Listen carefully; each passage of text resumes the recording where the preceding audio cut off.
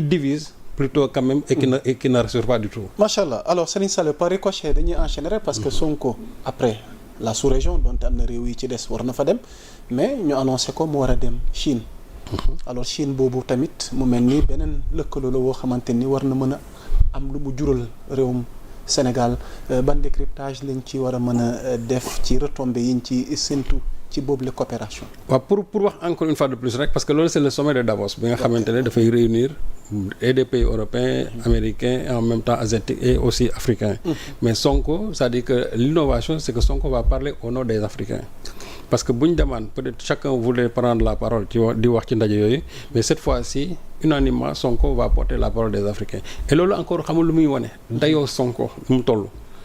c'est-à-dire que politiquement c'est-à-dire la stature de l'homme et loolu personne ne peut lui nier il est le premier ministre du Sénégal mais cela n'empêche pas qu'il a cette stature d'homme bi nga xamante ne moom moo reyante aujourd'hui ba ñu egsi en tout cas principalement ba ñu egsi fii ñu egsi donc ku mel noonu Sénégal rek soxlawu ko c'est-à-dire que l'Afrique en a besoin et partout Sonko où il passe tu vois comment c'est-à-dire ni ñu koy yëkkatee di nga gis ko ni ko nit ñi estimé et aussi yeneen africains yi ni ñu ko xamee parce que ñu ci bëri Sonko xam nañ ko avant même que mu nekk premier ministre nu ñu ko xamee mooy combat yi nga xam ne moom doon mëne politique de souverainisme bi nga xamante ne moom doon mëne léegi tey bu ñu war a dem sommet de Davos fële en Chine Sonko di wax au nom des Africains pour man jàpp naa ne encore ce n'est pas même une fierté en tout cas une réussite pour le Sénégal mais c'est surtout une réussite pour tout le continent africain d'autant plus que l'Afrique va parler d'une seule voix et loolu dafa war a am beneen jàngat bu ñu ciy def encore que si l'Afrique parle d'une seule voix c'est-à-dire que ñun aussi après au plan économique au plan politique au plan sécuritaire dañu war a xàccandoo dóorandoo parce que tey gis nañ ne les petits pays là ne fonctionnent pas devant en tout cas devant des puissances comme les États-Unis, la Russie, la Chine, etc.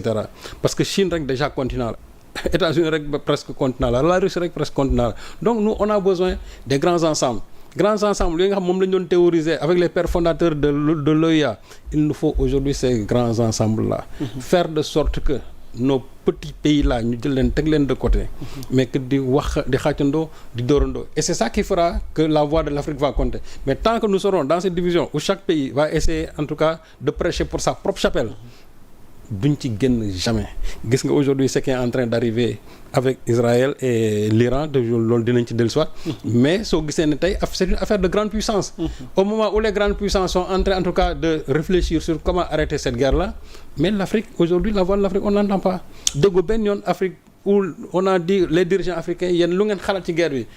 on dit que les Européens lan mooy seen position États-Unis lan mooy seen position Chine lan mooy seen position Russie lan mooy seen position mais amul benn dirigeant africain boo xam ne ni laaj na la en tout cas au niveau international lan mooy sa position par rapport à cette guerre là pour dire comment l'Afrique est laissée en rade mais loolu lu ko indi aussi mooy c'est que ñun nous sommes profondément divisés au point que nous sommes complètement affaiblis léegi nag tey suñu yàlla defee ba nga xamante ne waxuma ne peut-être on va former un seul pays mais faire de sorte que mu am ay mécanismes yoo xam ne ni africains yi sur beaucoup de choses dinañ ci mën a demandoo ensemble su boobaa la voix de l'Afrique va compter parce que man jàpp naa ne l'avenir en tout cas du monde c'est l'Afrique et africains yi aussi il faut ñoom ñu xam loolu donc li nga xamante ne Sonko moom la nar a def Chine pour man jàpp naa ne c'est un premier pas vers ces grands ensembles là Sonko qui parlera au nom de l'Afrique et je crois que bu ñu ci jógee loolu ça doit aussi se traduire encore dans d'autres domaines ils feront que de sorte que beneen yoon ci lu bëri lu ñuy demee ne africains yi seen benn baat la ñuy am. benn baat lañu en tout cas moom. macha allah amatina solo mbokk yi waxtaan wi dee dox di wéy muy round up bi ñuy sekk ak moom kilifa gi Serigne Saliou yéen ñiy doog a dabe nag xam leen ni ñu ngi dugg ci point bu amati solo ndax dañuy ñëw léegi nag ci actualité nationale alors Serigne Saliou. daanaka triptyque la sax. ci ñetti jëmm waaye mu mel nii dafa tombé ñu tiirandoo kii ci wàllu gouvernance réew mi alors l'autre parle peut-être géopolitique mais aspect économique tamit souligné na ko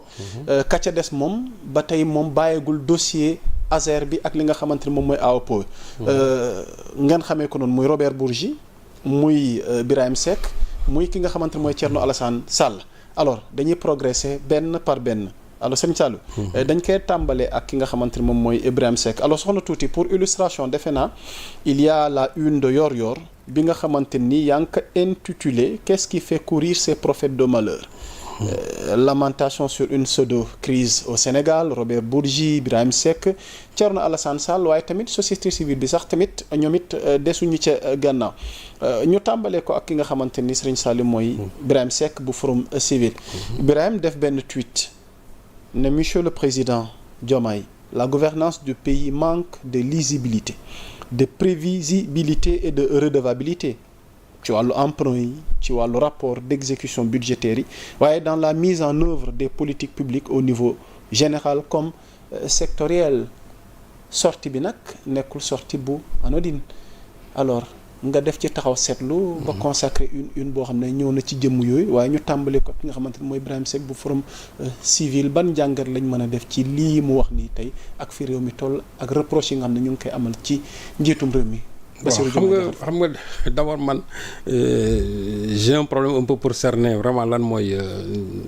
quelles sont les missions exactes en tout cas du Forum Civil nga xamante ne c'est un démarrement de transparence internationale. Je crois qu'ils étaient beaucoup plus axés sur les questions de bonne gouvernance, en tout cas de la corruption, en tout cas du blanchiment, etc. Bon, mais anciennement da ngay dem ba defe ne bon sont des hommes politiques ñoom ñooy taxaw di wax. Loolu daf ma xaw a jaaxal tuuti et puis quand on parle de redevabilité moi je crois que quand on parle de redevabilité aujourd'hui la réduction des comptes en tout cas fait partie de la redevabilité. Et depuis lors ba léegi gisuma benn yoon boo xamante ne nii waa Forum Civil rafetlu nañ li nga xamante ne moom la justice bi di def pour ñi nga xamante ne ñoo doon gérer xaalisu Sénégal tey ñi ngi leen di jàpp d'ailleurs am na une fois sax am na lu ma mës a dégg mu ne il faut s'occuper je ne sais pas des 125 milliards au lieu de je ne sais pas quoi je crois que c'était par rapport à l'affaire Moustapha Diakhaté. Bon moi je me perds un peu vraiment sur le raisonnement de Birahim parce que je crois que les choses les plus essentielles li nga xamante ne en tout cas moo nekk waroon nekk tey l'orientation du Forum Civil ci ni ma ko xamee ak ni ma ko xamee woon avec ñoom Mame Adama Gueye ak Mamadou Mbodj ni ma leen xamee woon pour man jàpp naa ne am na discours yu gën a prégnant yoo xam ne ni plutôt que de s'occuper de quelqu'un boo xamante ne ni il a maille à partir avec la justice. Je peux me tromper mais man jàpp naa ne loolu la. Donc quand il parle de manque de prévisibilité de lisibilité. Moi je crois que. de redevabilité waaw mais redevabilité boobu muy wax. c'est-à-dire que moi je comprends pas. Autant de questions qu'il se pose. C'est-à-dire que la redevabilité en tout cas il ne va pas parler de la réduction des comptes parce que bu dee réduction des comptes loolu kay régime yi passé ñoo ko def woon et pourtant dëgg ma leen woon ñu wax ci. mais ñii ba ñëwee ba léegi y a combien aujourd'hui des gars yoo xam ne ni teg nañ leen loxo parce que tout simplement dafa am loo xam dañ ko yoral réew mi. affaire ñaata yoon lañ fi toog doon wax le rapport du Covid-19.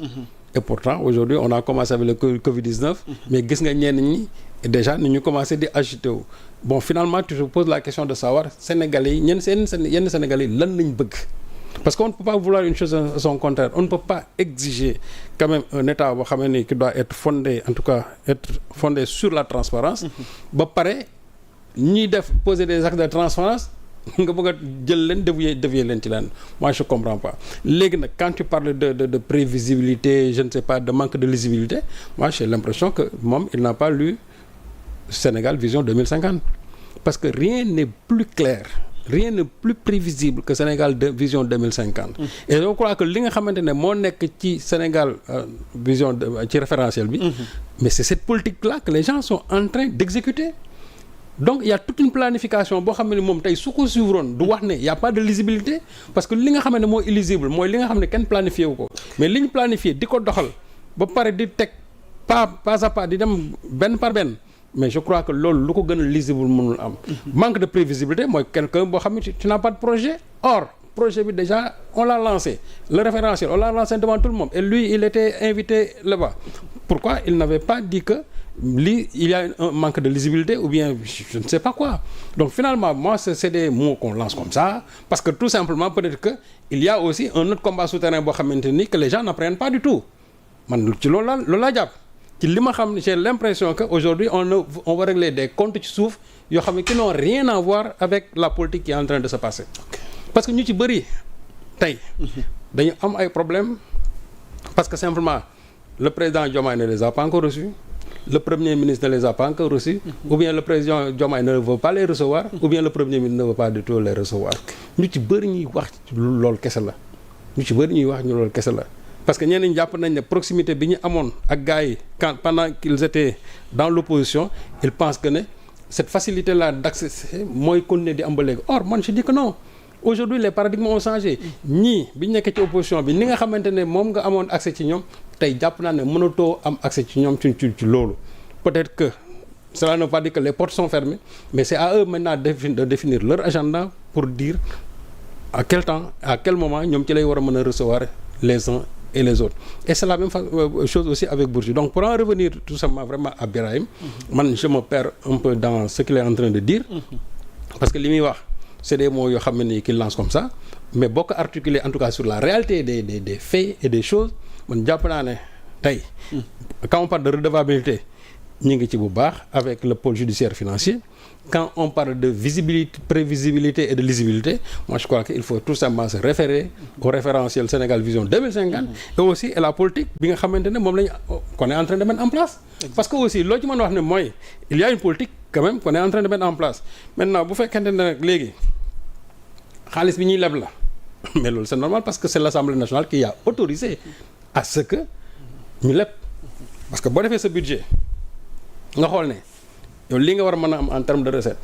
li nga war a dépenser mu am benn déficit mais déficit boobu autorisé nañ la nga dem nga lebi et ça c'est avec l'autorisation de l'Assemblée nationale moo tax ma ne amul tey benn dépense boo xamante ne nii benn prêt boo xam ne def nañ ko hors